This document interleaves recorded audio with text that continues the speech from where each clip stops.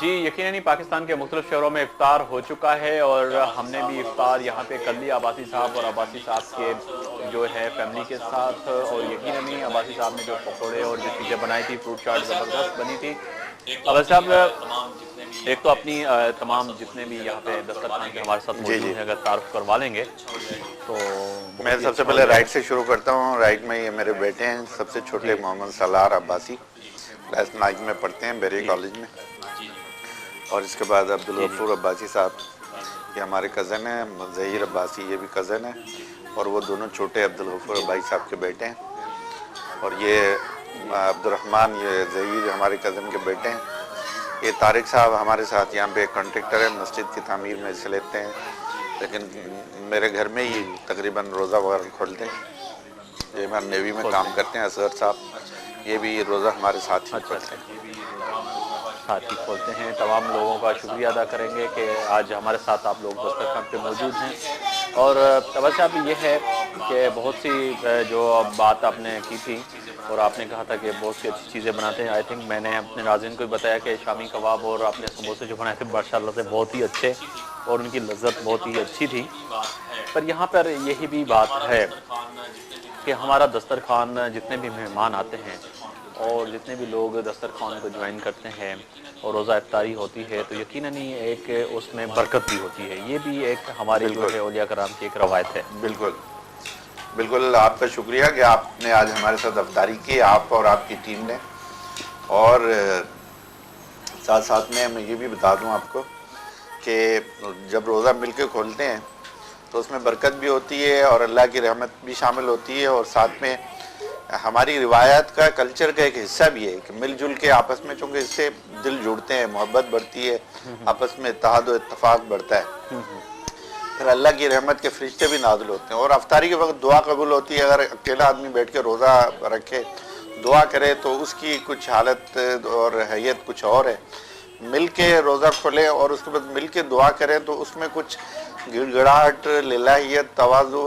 جو انکساری کا ہی سما بن جاتا ہے۔ جی صحیح۔ تو اس لیے اجتماعی افطاری ہونی چاہیے، اور پھر خوشی بھی ہوتی ہے۔ افطاری سے پہلے آپ دیکھیں کہ 5 منٹ پہلے ساری چیزیں رکھی ہوئی ہیں، لیکن ہمیں حکم نہیں ہے کہ کسی چیز کو ہاتھ لگائیں۔ یہ بہت بڑی بات ہم ہے۔ بہت بڑی بات ہے، اللہ کا حکم ابھی نہیں آیا، اور جیسے ہی اذان ہوتی ہے تو وہ ساری چیزیں جو کہ اس سے پہلے ہمارے لیے حرام تھی، ہم روزے کی حالت میں نہیں کھاتے، حلال اگرچہ تھیں لیکن روزے کی حالت میں ہمارے لیے وہ منع تھی، جی لیکن وہ ہم فوراً مطلب وہ کھاتے ہیں۔ تو اس سے ایک اجتماعیت اور خدا کا حکم اور اللہ کی ایک اطاعت کا جذبہ ہمارے دلوں میں پیدا ہوتا ہے، اور یہ چیز ہمیں سکھاتی بھی ہے کہ پھر ہم اپنے اندر ہمارے گھروں میں بڑوں کا بھی احترام کریں، ان کی بھی اطاعت کریں، اپنے جو نیک حکمراں ہیں ان کی اطاعت کریں، اور ہمارے اساتذہ ہیں ان کا بھی احترام کریں، ان کو اوبے کریں۔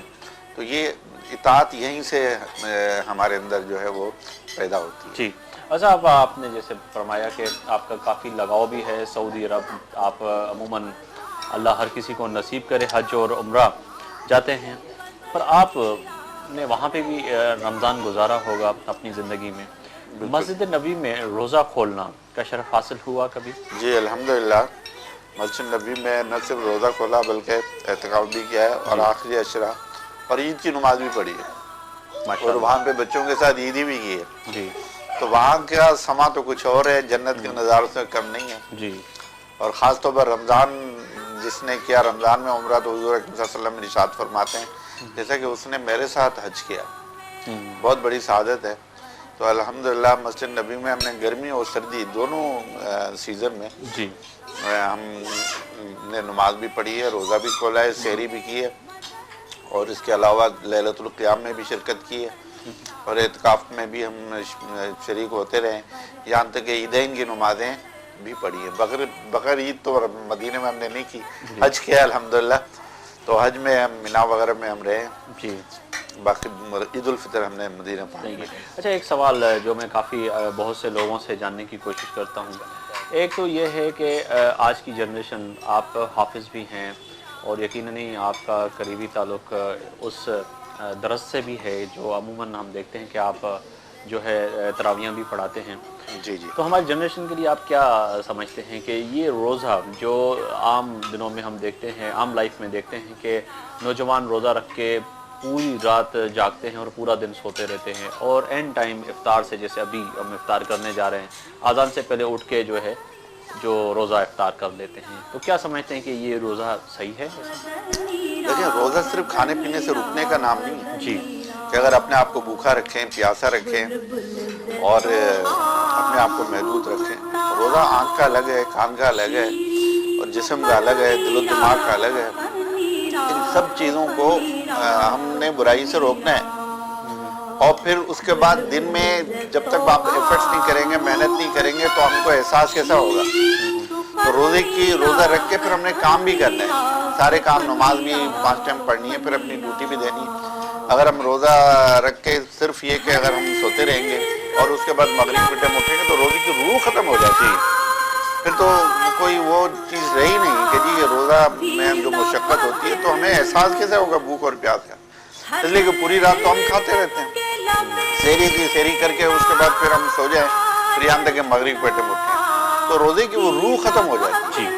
تو اس لیے رات کو سوئیں ضرور, سحری کے ٹائم ضرور اٹھیں, چونکہ سو کے پھر سحری کریں, اور سحری کے بعد پھر نماز وغیرہ پڑھیں. پھر ٹھیک ہے 2-3 گھنٹے ہم سوئیں, لیکن اس کے بعد پھر کام جو عام زندگی جو روٹین, چاہے مشقت کرنی ہو, چاہے آپ کی آفس ہے, چاہے اسکول کالج ہے, وہ وہاں پہ جانا چاہیے. بالکل. آپ کیا میسج دینا چاہیں گے, کیونکہ ہم بالکل وائنڈ اپ کی طرف جا رہے ہیں, تو کیا اس نئی جنریشن کو یا لوگ جو اس وقت آپ کو دیکھ رہے ہیں ان کو کوئی پیغام دینا چاہیں؟ میرا یہی میسج ہے کہ رمضان شریف میں اللہ کی زیادہ سے زیادہ ہم اس کی اطاعت و فرما برداری اور روزے کی اہمیت کو سمجھیں, اور اس کے ساتھ ساتھ قناعت اختیار کریں, اور جو ہے وہ فضول خرچی سے بچیں, فضول اسرافی سے بچیں. اور ساتھ ساتھ میں عام ہمارے تمام دوستوں کو, بچوں کو, بڑوں کو یہی میسج دینا چاہوں گا کہ روزہ ہمیں پھر پورا سال بہت کچھ سکھاتا ہے. روزہ رکھ کے ہمیں احساس ہوتا ہے غربت کا, بھوک کا, پیاس کا, تو پھر یہ ہم اپنی زندگی میں اس کو امپلیمنٹ کریں, اور اس چیز کو ہم دوبارہ ان غربا اور محتاج اور جو ہمارے ڈیزرونگ لوگ ہیں ان پہ جو ہے یہ عمل کریں, ان کے لیے ہم کچھ کریں. جی, بہت شکریہ, بڑا آپ نے اچھا میسج دیا. یہ ہمارا ایک وائی ٹی وی کی طرف سے چھوٹا سا گفٹ ہے. بہت شکریہ آپ کا کہ آپ نے ہمیں ہمارے غریب خانے پہ تشریف لائے. اور آپ کے بیٹے جو ہیں ماشاءاللہ سے آپ نے بتایا تھا کہ بہت ان کی اچھی آواز ہے اور نعت بھی پڑھتے ہیں. الحمدللہ یہ بچپن سے پڑھتے رہے, اور یہ تقریباً جب سے پیدا ہوئے ماں کے پیٹ سے یہ عمرہ کر رہے ہیں. پھر اس کے بعد جیسے پیدا ہوئے تو اس وقت سے عمرے پہ جا رہے ہیں, اور ماشاءاللہ یہ 2 حج کر چکے ہیں, اور اس سال بھی ابھی میرے ساتھ عمرے پہ ہو گئے ہیں, تو اس کو نعت وغیرہ کا کافی ماشاءاللہ بہت شوق شکریہ. ہے. ویسے آپ کا, آپ کی فیملی کا, اور یقیناً آپ کے بیٹے سے نعت بھی سنیں گے, اور اسی پہ ناظرین ہم نعت پہ ہی جو ہے بالکل وائنڈ اپ کی طرف جائیں گے, اور یقیناً اس سے دعا کے ساتھ کہ اللہ تعالیٰ ہماری یہ عبادتیں قبول کرے, اور اس کے ساتھ ساتھ ہمارے ملک میں جو مسائل ہیں ان کو حل کرے. یقیناً ہمارے حکام کو صحیح فیصلہ کرنے کی توفیق عطا فرمائے کہ جیسے وطن عزیز پاکستان جو اس وقت مشکل حالات سے گزر رہا ہے وہ صحیح اس راہ پہ آ جائے جس کے لیے ہمارے بزرگوں نے خواب دیکھا تھا. یقیناً کل آنے والا دن آپ کے لیے اور ہمارے لیے اس دعا کے ساتھ ایک اچھا دن ثابت ہوگا. کل ہم کسی اور شخصیت کے ساتھ روزہ افطار کریں گے اور ان کی ذاتی زندگی کے بارے میں جان سکیں گے. تب تک